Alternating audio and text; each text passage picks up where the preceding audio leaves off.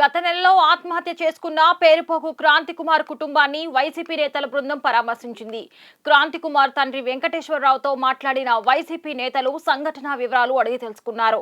Krishnalanka CI Nagaraju వేధింపులు భరించలేక ఆత్మహత్య చేసుకుంటున్నట్లు క్రాంతి కుమార్ తీసుకున్న సెల్ఫీ వీడియో వైరల్ అయిన విషయం తెలిసిందే.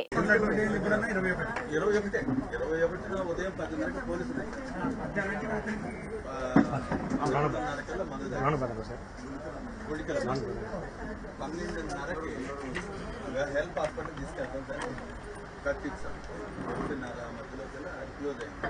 కానీ మొత్తం తాగిన విధానం మొత్తం బాడీలో తెలిపోయింది. సీరియస్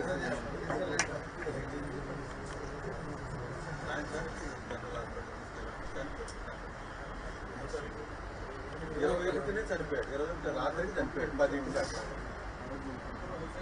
ఆ రోజు ఇవ్వలేదు. అసలు ఆ రోజు ఇవ్వడానికి మేము చూడలేదు కదా, మాకు తెలియదు. వీడియో చూడలేదు. మామూలుగా మేము ఇంట్లో అందరం కలిసి ఇప్పుడు దినం ఇవన్నీ తెచ్చుకుంటున్నాం.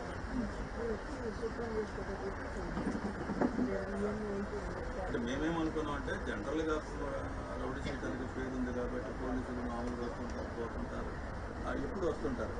వీడి మీద అయితే కేసులు లేవు. అంతవరకు నేనున్నాను కాపాడడానికి. తీరా చూస్తే ఇతను ఇలా చేసుకుంటాడని మనకు తెలియదు.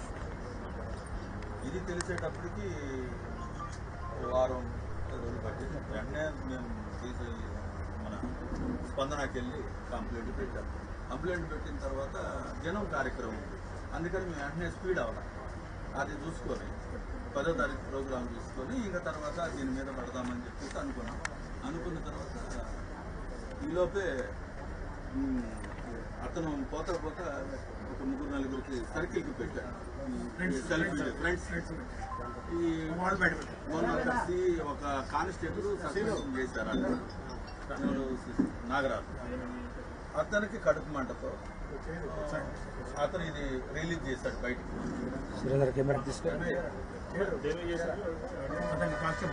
కానిస్టేబుల్ అంటే